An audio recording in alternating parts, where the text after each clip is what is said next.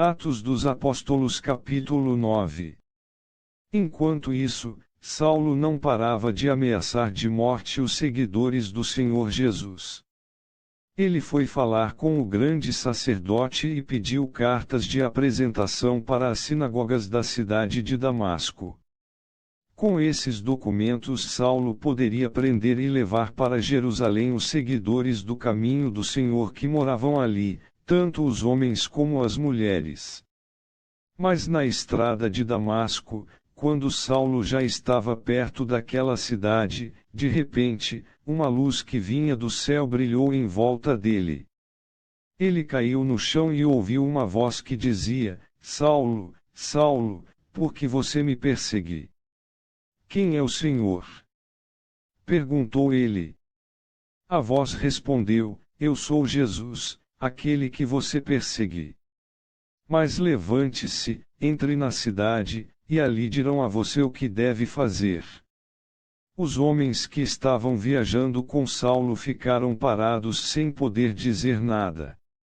Eles ouviram a voz, mas não viram ninguém. Saulo se levantou do chão e abriu os olhos, mas não podia ver nada. Então eles o pegaram pela mão e o levaram para Damasco. Ele ficou 3 dias sem poder ver e durante esses dias não comeu nem bebeu nada. Em Damasco morava um seguidor de Jesus chamado Ananias. Ele teve uma visão, e nela apareceu o Senhor, chamando: Ananias. Ele respondeu: Aqui estou, Senhor. E o Senhor lhe disse: Apronte-se, e vá até a casa de Judas, na rua direita, e procure um homem chamado Saulo, da cidade de Tarso. Ele está orando e teve uma visão. Nela apareceu um homem chamado Ananias, que entrou e pôs as mãos sobre ele a fim de que ele pudesse ver de novo. Ananias respondeu: Senhor, muita gente tem me falado a respeito desse homem e de todas as maldades que ele fez em Jerusalém com os que creem no Senhor. E agora ele veio aqui a Damasco com autorização dos chefes dos sacerdotes para prender todos os que te adoram. Mas o Senhor disse a Ananias: Vá, pois eu escolhi esse homem para trabalhar para mim, a fim de que ele anuncie o meu nome aos não-judeus, aos reis e ao povo de Israel. Eu mesmo vou mostrar a Saulo tudo o que ele terá de sofrer por minha causa. Então Ananias foi, entrou na casa de Judas, pôs as mãos sobre Saulo e disse: Saulo, meu irmão, o Senhor que me mandou aqui é o mesmo Jesus que você viu na estrada de Damasco. Ele me mandou para que você veja de novo e fique cheio do Espírito Santo. No mesmo instante umas coisas parecidas com escamas caíram dos olhos de Saulo, e ele pôde ver de novo. Ele se levantou e foi batizado, depois ele comeu alguma coisa e ficou forte como antes. Saulo ficou alguns dias com os seguidores de Jesus em Damasco. E começou imediatamente a anunciar Jesus nas sinagogas, dizendo: Jesus é o Filho de Deus. Todos os que ouviam Saulo ficavam admirados e perguntavam: Não é este o homem que em Jerusalém estava matando todos os seguidores de Jesus? Não foi ele que veio até aqui para prender e levar essa gente aos chefes dos sacerdotes? Mas as mensagens de Saulo se tornavam cada vez mais poderosas. E as provas que ele apresentava de que Jesus era o Messias eram tão fortes, que os judeus que moravam em Damasco não sabiam o que dizer. Muitos dias depois, os judeus de Damasco se reuniram e resolveram matá-lo, mas Saulo ficou sabendo do plano deles. Eles vigiavam os portões da cidade dia e noite para o matar.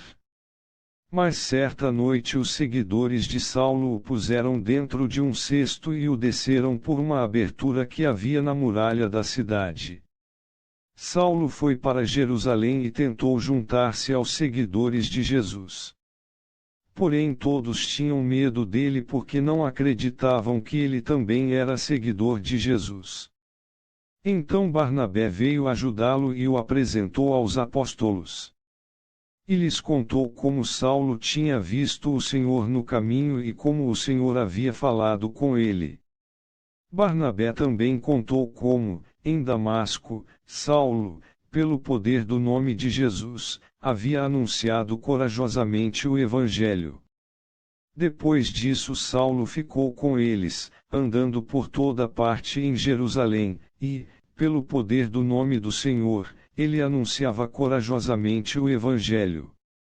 Ele também conversava e discutia com os judeus que tinham sido criados fora da terra de Israel, mas eles procuravam um jeito de matá-lo.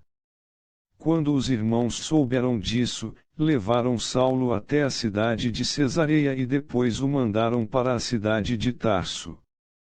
Em toda a região da Judeia, Galileia e Samaria, a igreja estava em paz.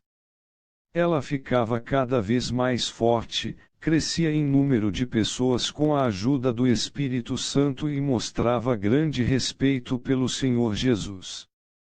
Pedro viajava por toda parte. Um dia foi visitar o povo de Deus que morava na cidade de Lida. Encontrou ali um homem chamado Enéas, que era paralítico e fazia 8 anos que não saía da cama. Pedro lhe disse: Enéas, Jesus Cristo já curou você. Levante-se e arrume a sua cama. Na mesma hora Enéas se levantou. Então todos os moradores da cidade de Lida e da região de Saron viram isso e se converteram ao Senhor. Na cidade de Jope havia uma seguidora de Jesus chamada Tabita. Este nome em grego é Dorcas. Ela usava todo o seu tempo fazendo o bem e ajudando os pobres. Naqueles dias Dorcas ficou doente e morreu. Lavaram o corpo dela e depois o puseram num quarto do andar de cima. Jope ficava perto de Lida. Quando os seguidores de Jesus em Jope souberam que Pedro estava em Lida, enviaram 2 homens para levar-lhe o seguinte recado: por favor, venha depressa até Jope. Então Pedro se aprontou e foi com eles.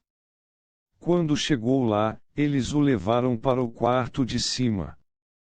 Todas as viúvas ficaram em volta dele, chorando e mostrando os vestidos e as outras roupas que Dorcas havia feito quando ainda vivia. Então Pedro mandou que todos saíssem do quarto e em seguida se ajoelhou e orou. Depois virou-se para o corpo de Dorcas e disse: Tabita, levante-se. Ela abriu os olhos e, quando viu Pedro, sentou-se. Pedro pegou-a pela mão e ajudou-a a ficar de pé. Em seguida chamou toda a gente da igreja, inclusive as viúvas, e a entregou a eles viva. As notícias a respeito disso se espalharam por toda a cidade de Jope, e muitos creram no Senhor. E Pedro ficou lá muitos dias, na casa de um curtidor de couros chamado Simão.